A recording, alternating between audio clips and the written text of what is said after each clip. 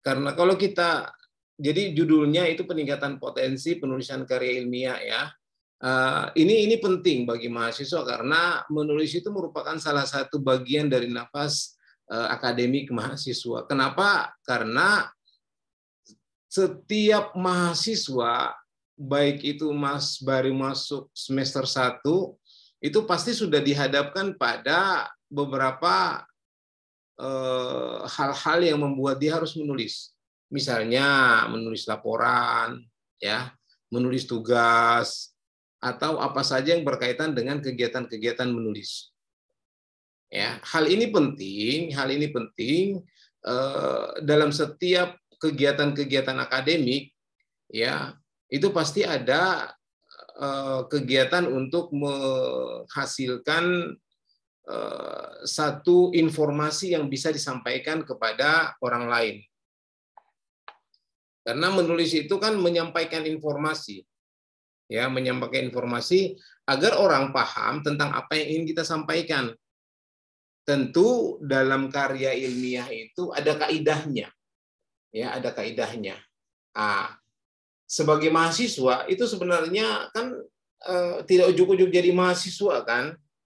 Itu ada mulai dari SMP, SMA, itu sebenarnya sudah mulai memperhatikan atau sudah mulai mengenal apa yang dikatakan sebagai menulis, walaupun tidak fokus pada karya-karya yang lebih banyak seperti seorang mahasiswa. Di SMA kan pasti ada tugas, ya kan? Tugas-tugas itu kan tentu saat ini kan tidak tulis tangan lagi, pasti diketik. Dan setiap tugas, minimal makalah, itu pasti sudah punya format. Dan format yang ada itu pasti mengikuti kaidah-kaidah ilmiah. Karena apapun yang kita buat, ya, termasuk laporan, termasuk paper, termasuk makalah, itu ada kaidah-kaidah ilmiah yang harus kita ikuti supaya orang lain memahami apa yang kita tulis. Kan mengkomunikasikan ceritanya ini barang. Mengkomunikasikan pikiran kita, mengkomunikasikan informasi yang kita miliki sehingga tersampaikan kepada orang lain. Ketika informasi itu sudah tersampaikan kepada orang lain, maka tujuan dari penulisan kita itu sudah sampai.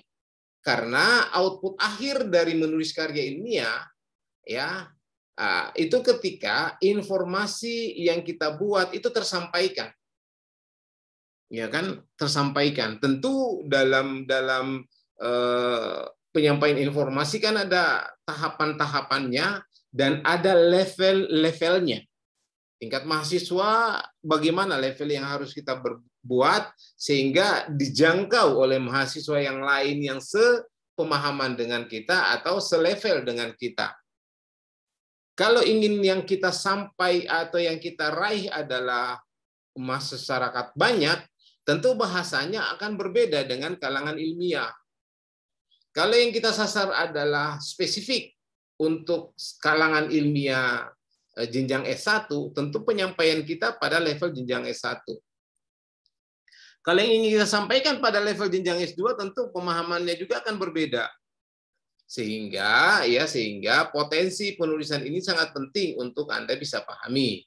Ya, tentu sebagai mahasiswa dalam membuat ini, makanya saya buat itu peningkatan atau meningkatkan potensi karena sudah punya potensi, ya, untuk kemudian bisa memberikan motivasi kepada kita semua apa yang harus kita lakukan, ya. Menulis itu kan ada dasarnya, ada pendahuluannya, ya. Jadi kalau ingin kita menulis suatu karya ilmiah, maka kita harus mempunyai yang pertama itu kemauan untuk menulis. Ya, kemauan itu penting agar kita bisa melaksanakan sesuatu. Tentu kemauan itu kan akan memberikan motivasi pada diri kita.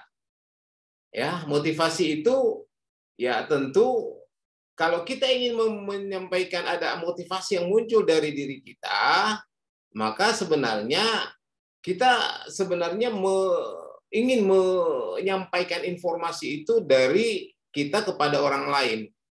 beberapa cara untuk memotivasi diri itu kan kita ingin memimpikan agar apa begitu, kita ingin lebih lebih diakui atau lebih mempunyai posisi keilmuan yang berbeda sehingga orang lain bisa melihat kita sebagai seorang akademisi. Ya. Akademisi yang baik itu kan ketika bisa menyampaikan informasi yang terstruktur dan beretika sehingga bisa kemudian tersampaikan. Dan kalau itu kita lakukan, ada pengakuan dari orang lain bahwa kita mampu melakukan itu. Ya. Yang jadi pertanyaan, bagaimana cara memotivasi diri? Ini kan jarang dimiliki oleh mahasiswa. Kenapa saya bilang jarang? Karena kita sekarang ini terbuai dengan HP. Apa-apa HP kita pegang, dan akhirnya kemampuan kritis akademik yang kita miliki itu kadang terkikis. Kenapa saya bilang kemampuan kritis akademik kita terkikis? Karena keegoan privat, keegoan sendiri itu lebih menonjol. Ya. Nah, itu yang dimiliki kebanyakan mahasiswa, sehingga yang dilakukan adalah mau menang sendiri. Motivasi itu muncul sebenarnya ketika ada keinginan untuk bisa fight dengan kehidupan. Ya, itu. Apa yang kadang memotivasi diri kita? Apa kan kita anggap bahwa ada sesuatu yang harus kita lakukan sehingga kemauan itu muncul. Motivasi muncul dari diri kita. Ya. Sebenarnya ya ada beberapa hal. Yang pertama, kita ingin sebenarnya diakui. Secara akademik kita mendapat pengakuan. Ya, kita mendapat pengakuan dari orang lain secara akademik. Ketika misalnya gini. Anda kalau bikin tugas yang baik dan Anda diskusi yang baik dengan teman-teman Anda, itu walaupun Anda tidak minta untuk diakui, tapi orang lain akan mengakui Anda secara akademik. Coba Anda diskusi dengan teman-teman. Baru dalam diskusi, Anda berupaya untuk memberikan satu argumen yang baik, terstruktur, masuk akal, dan memberi informasi pada orang lain. Ketika itu tersampaikan dengan baik kepada orang lain, maka ada pengakuan akademik. Walaupun tidak diucapkan dari diri orang, maka akan muncul dari hatinya, dari pikirannya, bahwa Anda akan lebih secara akademik. Camkan itu. Ketika Anda berdiskusi, dan Anda mengungkapkan informasi itu dengan baik, terstruktur, kemudian Anda mempunyai informasi yang lebih kepada teman-teman Anda. Itu Anda akan diakui secara akademik. Yang kedua, biasanya kita ya ingin mendapatkan kemudahan. Biasanya juga rezeki yang lebih baik lah. Karena begini, kalau Anda mampu untuk membuat suatu karya ilmiah yang baik, contohnya proposal, Anda buat, tentu ada beberapa kemudahan yang akan Anda dapatkan kalau misalnya Anda bisa berhasil menuliskan proposal PKM misalnya, salah satu contoh. Yang pertama, kemudahan menyelesaikan studi kalau Anda membuat PKM penelitian. Kalaupun Anda tidak mempunyai PKM penelitian, Anda pasti insya Allah mendapatkan rezeki, karena ketika lolos PKM kan akan dapat uang dari pemerintah dari Diknas Pendidikan Kebudayaan Teknologi. Artinya ketika misalnya Anda dapat dana untuk menunjang kegiatan PKM Anda, ya itu kan rezeki. Belum lagi insya Allah Anda bisa tampil di PIMNAS misalnya. Ya itu. Atau motivasi orang yang misalnya tidak mau diakui misalnya, atau misalnya dia tidak ingin buat PKM, tapi minimal dia ingin sarjana. Itu kan motivasi juga. Ya toh? Motivasi juga. Ingin cepat sarjana kan berarti harus menulis skripsi. Nulis skripsi kan tidak asal menulis. Coba Anda asal menulis, ya dibuanglah proposal Anda sama pembimbing. Maksud saya bukan dibuang bagaimana, tapi ditolak. Anda disuruh buat ulang lah. Ya. Orang ingin cepat jadi sarjana, itu salah satu motivasi juga deh. Ya, ingin cepat sarjana supaya tidak terlalu membebankan orang tua, supaya cepat cari kerja. supaya dapat rezeki sendiri, supaya bisa mandiri. Itu kan motivasi yang muncul dari diri Anda, kemudian Anda bisa bisa menyalurkannya dengan baik. Insya Allah ada dapat rezeki, ya sudah. Cepat sarjana. Cepat sarjana juga itu rezeki. Rezeki itu tidak harus dapat uang. Berteman juga rezeki. Iya toh, bukan berteman dengan rezeki. Tapi berteman itu rezeki dari Allah. Walaupun memang ada beberapa teman namanya rezeki ya. Ada anak bimbingan saya namanya Rizky ya. Anak IKL ya bukan ya.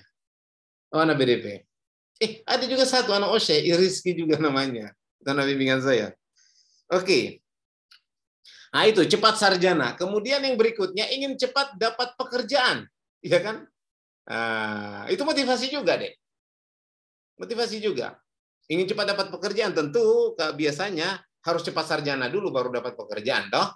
Sehingga memang salah satu yang ingin itu memotivasi diri, yang jadi banyak cara orang bisa termotivasi. Ya, atau ingin dapat kepercayaan. Ingat baik-baik pada Anda semua. Kepercayaan orang lain itu bentuk rizki yang sangat besar dari Allah. Karena kepercayaan ya akan membawa Anda untuk kemudian bisa lebih dari teman-teman yang lain.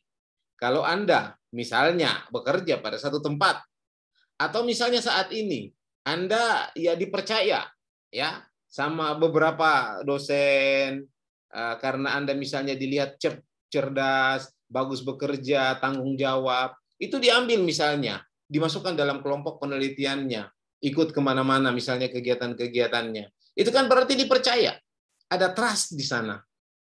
Itu contoh lain. Atau contoh begini, Anda berteman, itu tidak akan mungkin bisa langgeng pertemanan kalau tidak ada tingkat kepercayaan di dalamnya. Anda berteman saja, itu butuh kepercayaan deh. Ya, Anda butuh kepercayaan. Karena Anda akan mempercayakan diri Anda berteman dengan dia karena apa? Karena ada sesuatu yang ingin Anda lakukan. Anda ingin bercerita, Anda ingin bersama dia, Anda ingin dapat bisa menolong atau saling menolong. Kan itu kan muncul dari kepercayaan. Ingat, nanti coba tanya diri Anda sendiri. Ketika Anda punya teman baik, yang duluan muncul apa sebenarnya? Kepercayaan, karena Anda percaya dia bisa menjadi teman Anda. Itu di tingkat sangat apa ya, yang lumayan lah secara umum. Belum lagi kalau Anda dapat kepercayaan, misalnya kalau kerja nantinya, atau misalnya sekarang saja jadi mahasiswa, dapat kepercayaan dari teman-teman dosen misalnya untuk ikut kegiatan-kegiatan dia. Atau misalnya dipanggil sama Pak Kajur misalnya untuk bantu-bantu di jurusan, untuk apa. Itu kan kepercayaan, karena Anda dipercaya. Ya. Atau yang berikutnya, itu ingin lebih unggul. Biasanya ingin diakui. Biasanya lebih dari teman-teman. Ingin lebih dari teman-teman, ya. Itu juga sebenarnya motivasi, ya. Itu motivasi yang bisa muncul dari Anda untuk kemudian bisa mengedepankan atau membawa posisi Anda lebih kepada teman-teman yang lain. Kemudian ingin dapat perhatian dari orang lain, ya kan? Catch attention misalnya, kita ingin mendapatkan orang lain itu kita bisa orang lain itu betul-betul terperangkap perhatiannya kepada kita. Nah, itu motivasi. Kita menulis, itu kemudian orang, ini bagus juga ya. Ini siapa sih yang menulis? Ini muncul perhatian dari orang lain bahwa ada sesuatu yang lebih dari diri kita. Itu juga kepercayaan. Ya, itu juga motivasi diri. Ya. Yang berikutnya sebenarnya ingin punya pengetahuan, ya, ingin punya pengetahuan, keterampilan, kemampuan lebih, itu biasanya yang kemudian itu menjadi satu motivasi yang baik dalam hal penulis. Saya bilang di awal, menulis itu bagian dari nafas akademik mahasiswa. Kalau saya bilang bagian dari nafas akademik mahasiswa, maka sebenarnya kehidupan, nilai hidup dari seorang mahasiswa itu akan sangat berarti ketika dia mengetahui dan memahami cara menulis yang baik. Ya. Kenapa? Karena hampir setiap persoalan yang akan kita buat itu ada penyampaiannya, dan kemudian ada etikanya, dan kemudian ada prosedurnya. Ya, itu. Oke, itu motivasi. Seorang yang baik menulis, ya, pasti motivasi itu tidak hanya asal motivasi deh ya. Tidak hanya asal motivasi. Tetapi ada konsekuensi dari motivasi yang ada. Seseorang punya motivasi itu pasti akan mendorong seseorang untuk mendapatkan pengetahuan dan kemampuan lebih. Kenapa saya bilang untuk mendapatkan pengetahuan dan kemampuan lebih? Ya karena apa yang akan dia sampaikan itu harus lebih banyak pengetahuan yang ada ketimbang orang lain. Minimal dia lebih paham lah tentang sesuatu. Hingga motivasinya dia, yang motivasi yang muncul dari informasi dari tadi itu sebenarnya mendorong seseorang untuk mendapatkan pengetahuan dan kemampuan lebih. Ya, pengetahuan dan kemampuan inilah sebenarnya yang mendorong orang untuk bisa melakukan menulis dengan baik. Tidak ada satu penulis baik kalau dia tidak punya kemampuan dalam hal pengetahuan yang ada dan dalam hal menulis yang ada. Karena menulis juga kan ada kriterianya. Ya, itu. Dan biasanya itu mereka akan terus belajar. Seorang yang penulis yang baik itu terus belajar walaupun dia sudah menulis, dia sudah hasilkan suatu paper atau makalah yang baik, tapi dia akan terus belajar dan memperbaiki diri karena dari setiap langkah awal menulis pasti akan ada perbaikan-perbaikan yang itu meningkatkan kemampuan dia dalam menulis. Ya. Kemampuan itu ada dan lebih baik ketika diasah dan ketika dilakukan perbaikan-perbaikan dari proses yang dilakukan. Semua pasti akan berproses deh. Setiap proses-proses yang ada, itu pasti akan mengalami perbaikan-perbaikan. Dan disinilah sebenarnya seorang penulis itu akan belajar. Ya, mendorong keinginannya, mendorong pengetahuannya, mendorong pemahamannya, keterampilannya, dan hasilnya akan menjadi penulis yang lebih profesional. Ya, tentu kalau dia sudah melakukan ini, berarti kan dia akan memberikan sajian tulisan yang baik, benar serta mudah dimengerti oleh orang lain. Itu output akhirnya. Ya, itu output akhirnya. Itu. Jadi penulis yang baik adalah penulis yang mempunyai kemampuan, mempunyai kemauan untuk menghasilkan karya ilmiah yang dapat dimengerti dan bermanfaat bagi orang lain. Ya. Ini ada dua nilainya, nilai akademik dan nilai pahala. Jadi jangan pikir bahwa misalnya hanya ilmu agama yang kita harus capai untuk mendapatkan pahala. Tidak. Ilmu umum pun yang memudahkan manusia, yang memudahkan umat manusia untuk bekerja lebih baik, itu akan mendapatkan pahala. Ilmu menulis kan juga ilmu umum. Kalau kita sampaikan dengan baik dan kemudian orang bisa ikuti dengan baik, orang terbantu dengan informasi kita, ya tentu itu akan mendapatkan pahala. Jadi nilai-nilai yang baik dari seseorang itu pasti akan mendapatkan dua nilai ini tadi. Nilai pahala dan nilai akademik. Ya, itu. Saya lanjut. Ini kendala menulis. Kenapa saya bilang kendala menulis? Kita ingin belajar mengenali apa yang kadang membuat kita gagal dalam menulis. Ya, apa yang membuat kita gagal dalam menulis? Kita gagal dalam menulis itu kan ketika memang apa yang kita hasilkan itu tidak tersampaikan dengan baik, orang lain tidak mengerti, dan kemudian kita juga sebenarnya tidak paham dengan apa yang kita tulis. Ya, hal yang apa yang kemudian mengapa kita sulit menghasilkan suatu karya tulis? Ini jadi pertanyaan besar sekali. Ya. Apa yang menyebabkan atau apa yang menjadikan kendala sehingga kita tidak terlalu paham tentang bagaimana menulis. Yang pertama, ya kita bisa kemukakan yang namanya kendala psikologi. Ini yang paling mudah dan apa ya, ya paling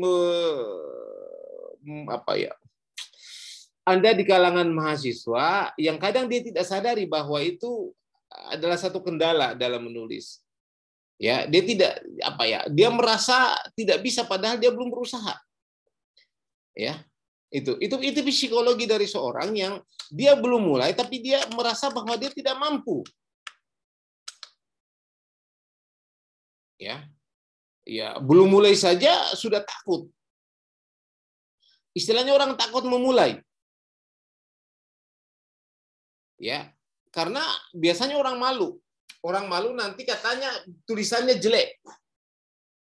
Ingat ya, ingat. Tidak ada satu tulisan baik yang dihasilkan, ya. Tidak ada satu tulisan baik yang dihasilkan oleh seorang penulis kalau dia tidak memulai untuk menulis dan berusaha memperbaiki tulisannya. Orang-orang tidak ujuk-ujuk langsung bisa terkenal dengan menulis yang baik. Tidak. Pasti dia banyak melakukan tulisan-tulisan dan kemudian itu bisa berhasil. Ya, coba Thomas Alva Edison menemukan apa? Bohlam pilar itu kan. Kegagalan yang dia lakukan itu hampir 1000 kali kegagalan, tapi dia bilang bukan itu kegagalan. Keberhasilan yang kemudian dia berhasil apa ya? Mendapatkan sesuatu tapi belum menghasilkan sesuatu yang baik. Tapi dia mencoba terus. Ya, itu. Jadi itu. Kita merasa sebenarnya merasa malu, merasa takut dan tidak percaya diri. Karena kita menganggap bahwa tulisan kita itu kurang baik. Kita khawatir itu ditertawakan oleh orang lain. Nah, itu yang paling banyak. Atau malu, takut, dan tidak percaya diri karena kita tidak punya pengetahuan yang banyak. Terbatas pengetahuan kita karena kita merasa tidak terlalu banyak membaca. Itu juga kadang menjadi suatu kendala psikologi yang membuat mahasiswa tidak mau mulai menulis. Nah, tidak mau mulai menulis. Ya. Yang berikutnya sebenarnya kita kurang termotivasi karena beberapa sebab. Motivasi kita itu hanya buka HP, lihat Facebook, lihat itu juga merupakan satu apa ya, kendala yang kita ingin PW terus, posisi enak terus. Dengan apa adanya saja, kita mau survive saja. Sehingga kalau misalnya ada tugas, ya copy paste yang kita lakukan. Ya, itu yang banyak kita dapatkan sebenarnya. Yang berikutnya juga kadang ada penyakit MALAS, malas.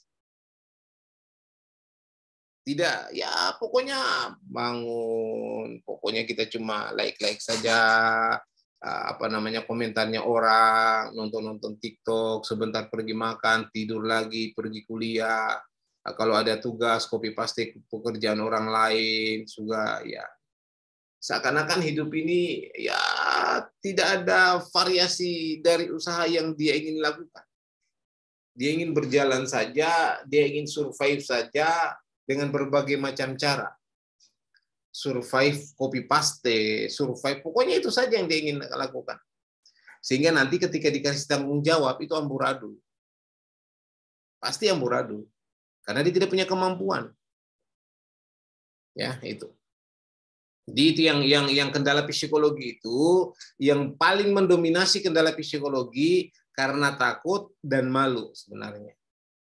Dia belum memulai ya karena dia merasa bahwa apa yang akan dia lakukan tidak baik.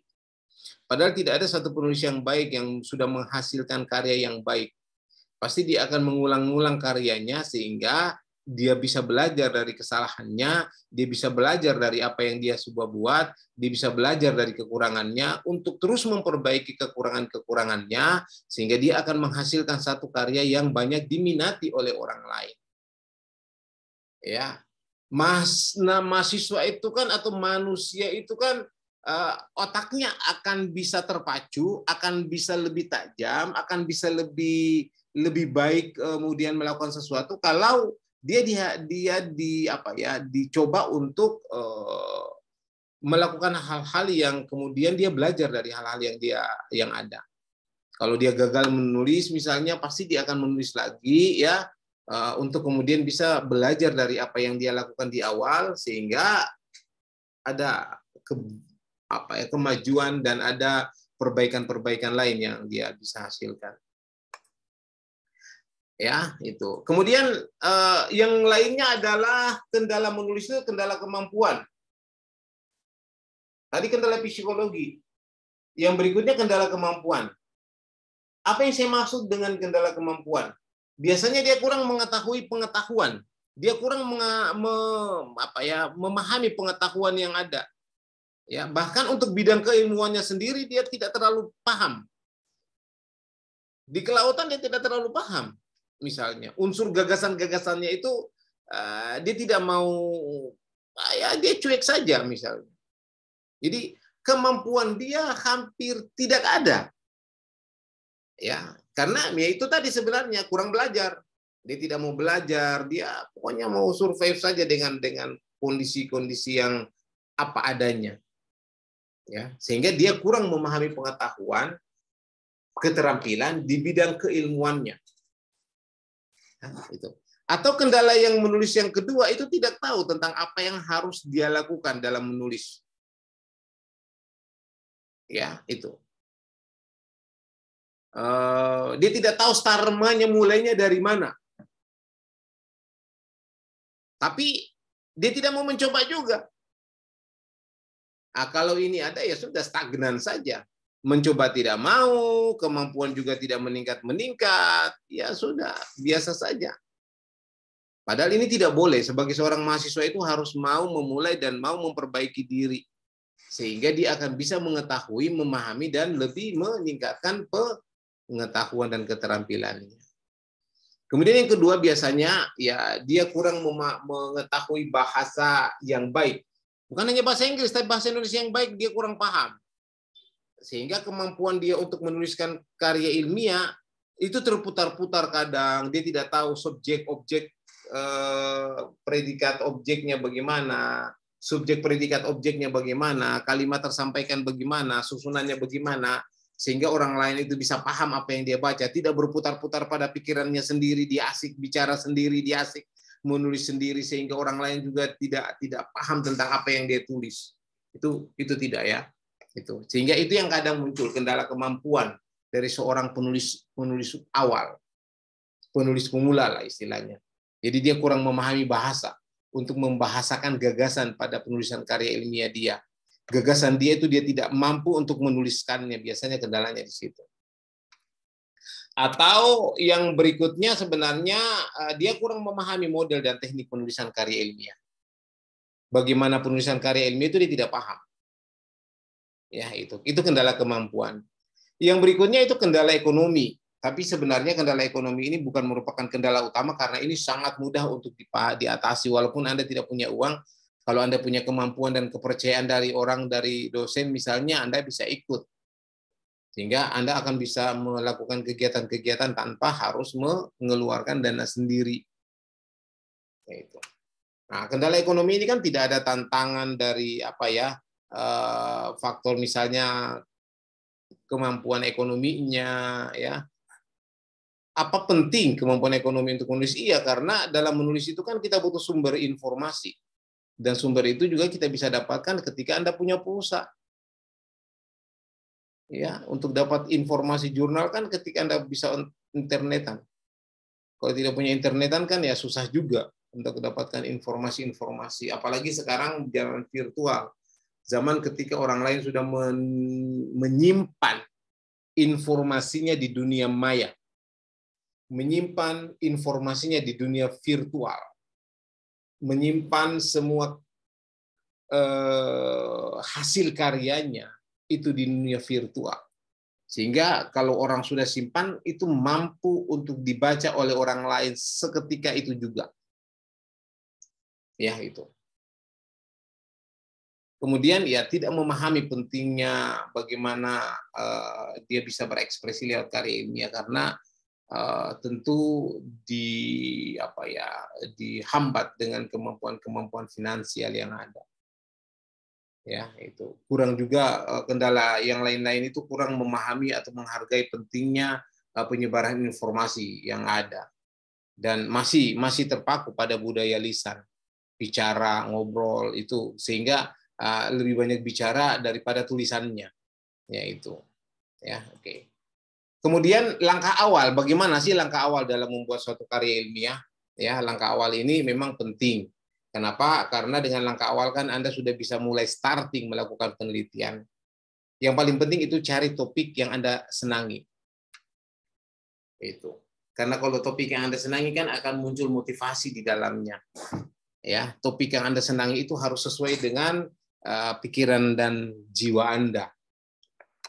Sehingga Anda bisa bertanya pada diri sendiri, Anda bisa bertanya pada teman, Anda bisa membaca, Anda bisa melakukan beberapa kajian-kajian, menonton, sehingga atau berdiskusi dengan teman-teman, atau cermati tulisan-tulisan yang ada di jurnal, termasuk tulisan-tulisan yang ada dalam makalah.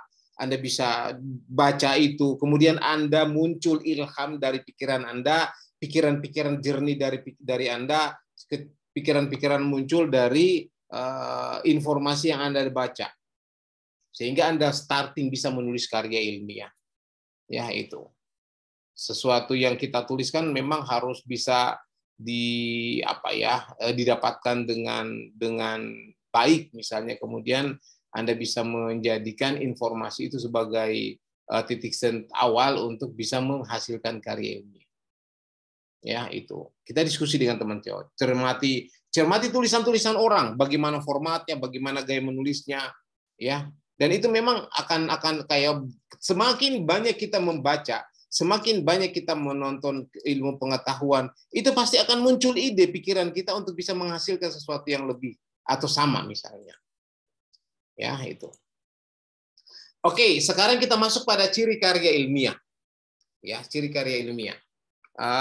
Kenapa ini penting? Karena dalam suatu karya ilmiah itu kan sebelum kita menghasilkan suatu karya ilmiah, tentu ada ciri-ciri karya ilmiah yang penting Anda bisa pahami. Ya, ini dari tugas-tugas yang Anda lakukan, ya, dari makalah misalnya, atau dari karya-karya ilmiah yang Anda pernah baca, tentu ada ciri-ciri spesifik dari karya ilmiah itu sendiri. Ya, spesifiknya itu berdasarkan dari spesifikasi bidang keilmuan ilmiah yang ada, dan ada yang namanya ciri umum dari penulisan karya ilmiah. Ya, dan ciri umum lain, cuma ciri umum ini yang kemudian banyak dimunculkan dengan memotivasi diri tadi. Yang ciri ilmiah yang pertama itu logis deh. Logis itu artinya segala keterangan yang disajikan itu diterima dan masuk akal. Logis, masuk akal.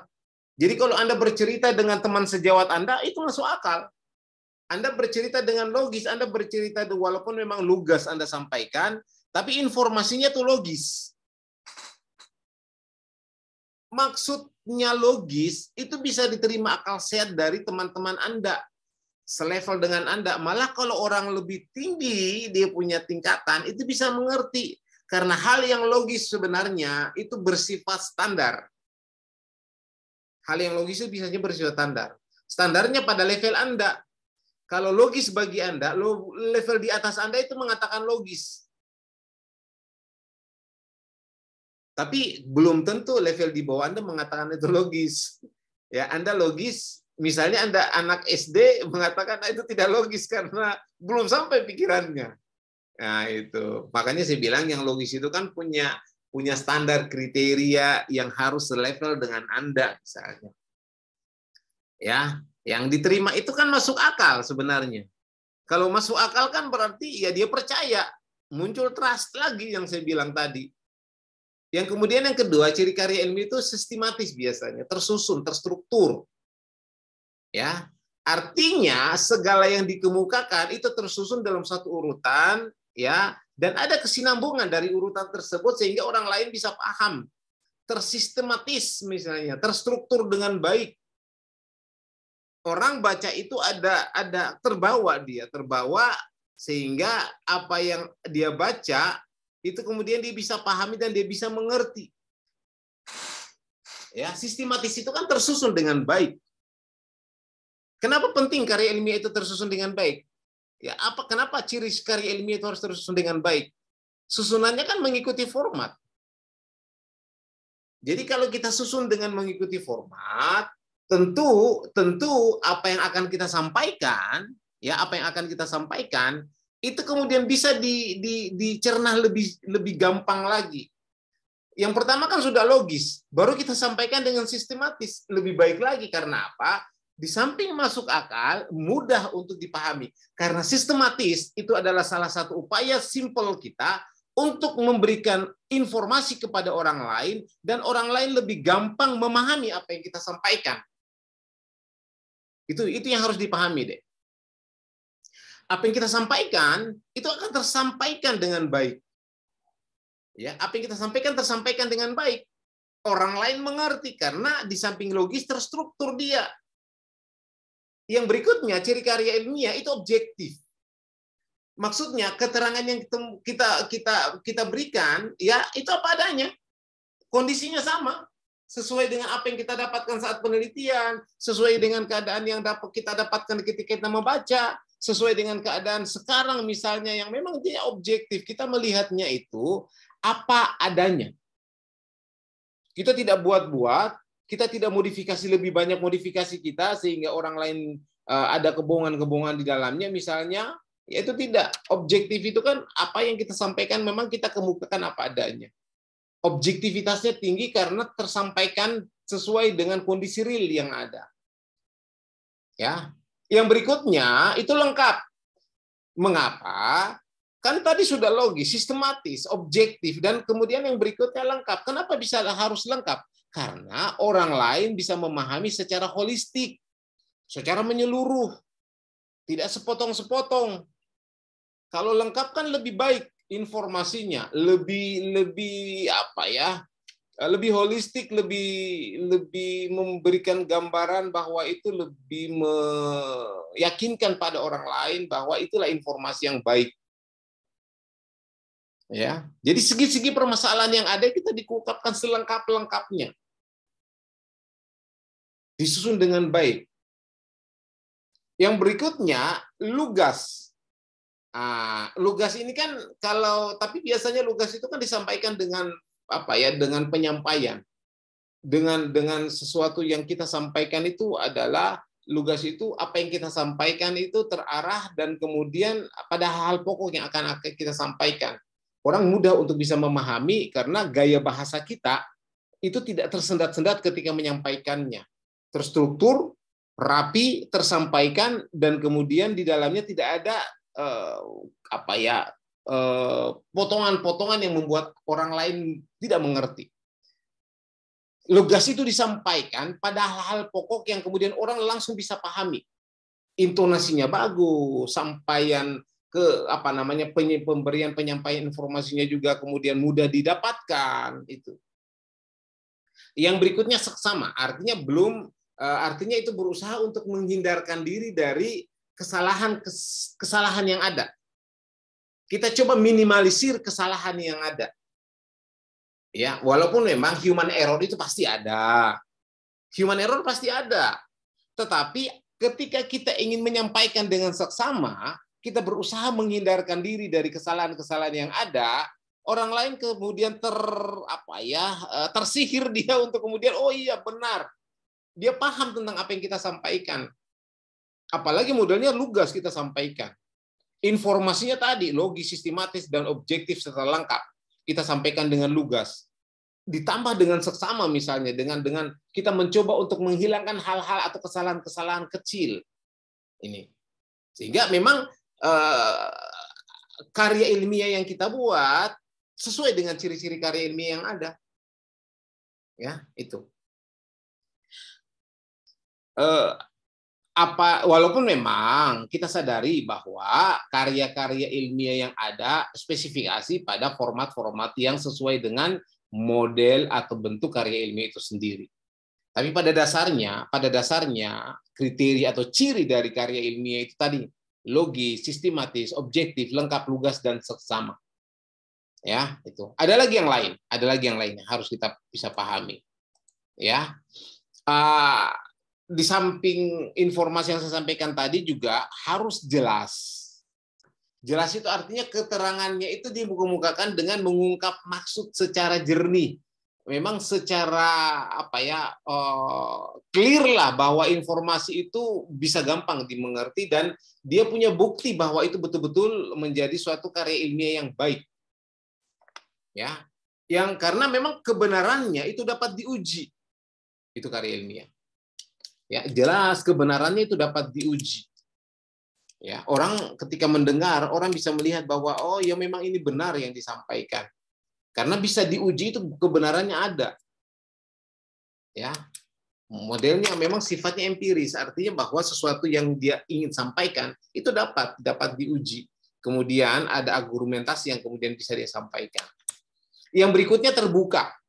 Konsep pandangan keilmuan itu dapat muncul, artinya dia terbuka itu hal-hal yang dia sampaikan itu tidak kaku, kemudian dia bisa mampu untuk melakukan sesuatu perbaikan-perbaikan karena ada hal-hal baru yang dia dapatkan. Tidak seperti orang bilang tidak kayak Kanebo kaku. Kanebo kan kering kaku dia. Mungkin bisa dikasih kalau misalnya kayak Kanebo yang kasih basah sedikit supaya lugas-lugas sedikit. Iya toh? Biasanya orang bilang, "Oh, kau kayak Kanebo saja, Pak. Kanebo kering, kaku." Itu ya.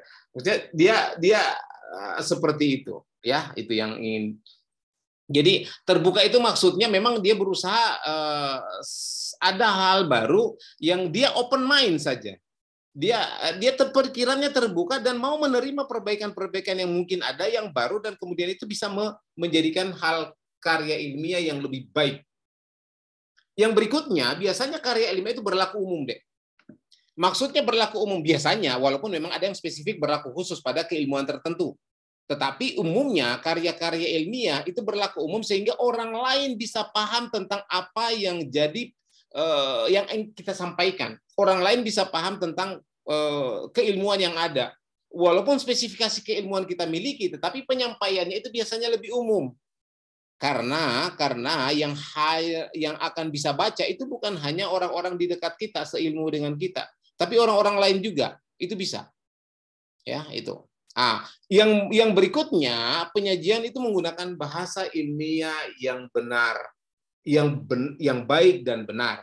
Ditulis dengan ditulis dengan lazim dan disampaikan dengan baik dan benar. Yang saya bilang baik, tidak semua baik itu juga bisa benar. Tapi maksud saya harus disampaikan dengan dua hal ini. Baik dan benar. Ya, itu. Kemudian yang paling akhir itu tuntas. Artinya persoalan itu lengkap semua, holistik semua, tuntas diulas sehingga orang lain bisa paham dari A sampai Z. Walaupun memang ada teknik untuk penyampaian itu bahwa tidak semua apa yang kita sampaikan itu tidak harus vulgar, enggak. Ya, tidak harus vulgar, tidak. Maksud saya tuntas itu artinya bahwa apa yang kita kupas dalam karya ilmiah kita itu kita berikan selengkap-lengkapnya. Ya, kalau kita berikan selengkap-lengkapnya kan artinya orang lain akan bisa memahami lebih baik lagi. Ya, itu. Oke, yang berikutnya tinggal 2 slide lagi ya sebelum kita istirahat. Ini saya lihat ini ya, walaupun memang banyak yang tidak on, tapi mudah-mudahan bisa dengar lah ya. Bisa dengar apa yang sampai juga kita sampaikan begini, tapi yang didengar itu musik saja ya. Oke, 2 slide yang terakhir ya. Ini belum ya. Ini prinsip-prinsip umum ya dalam mendasari penulisan suatu karya ilmiah. Prinsip umum itu biasanya memang objektif. Artinya setiap pernyataan karya ilmiah kita itu didasarkan pada data dan fakta. Ya. Itu objektif namanya. Jadi prinsip umum karya ilmiah itu semua yang kita sampaikan itu didasarkan pada data dan fakta. Kondisinya sesuai dengan kondisi lapangan. Ungkapan teorinya itu jelas. Datanya dapat dipertanggungjawabkan secara akademik. Ya, itu. Yang berikutnya prosedur atau penyampaiannya atau penyimpulan penemuannya itu melalui penalaran yang induktif dan deduktif. Nanti kita sampaikan bagaimana itu. Ya. Kemudian yang berikutnya itu dia biasanya rasional dalam menyajikan sesuatu pembahasan dan data. Rasional itu artinya tadi sudah saya sampaikan bahwa memang dia akan bisa dapat diterima dengan baik. Ya, itu. Yang slide terakhir untuk materi bahan sekarang itu motivasi diri untuk langkah awal. Anda ya walaupun akhir dari materi ini tapi merupakan langkah awal dari Anda. Kenapa saya bilang pembuatan ini? Karena Anda ketika materi ini selesai bukan berarti sudah selesai, tidak. Anda justru melakukan langkah awal untuk membuat karya ilmiah. Iya. Ya tak? Materinya sudah harus selesai sampai sekarang, tapi itulah langkah awal Anda untuk memulai karya ilmiah. Stepnya itu Anda baru lakukan. Dengan pemahaman tadi, dengan pengetahuan tadi, stepnya baru Anda ingin lakukan. Jadi langkah awalnya itu belajar dan menambah pengetahuan dan wawasan, itu inti paling penting. Anda tidak akan mungkin bisa menyampaikan informasi dengan lugas dan baik kalau Anda tidak memahami apa yang akan Anda sampaikan. Kenapa? Karena Anda tidak punya pengetahuan untuk itu. Untuk menambah pengetahuan, Anda harus banyak belajar. Untuk belajar tidak harus membaca, berdiskusi juga bisa, menonton juga bisa, tapi yang dinonton ilmu pengetahuan, bukan drakor. Atau misalnya informasi-informasi yang tidak bermanfaat. Nah, yang dinonton itu adalah ilmu pengetahuan, atau banyak di YouTube, informasi-informasi yang berkaitan dengan keilmuan kita. Yang berikutnya, kenali dengan baik kondisi lingkungan yang ada, sehingga apa yang Anda akan sampaikan itu betul-betul bisa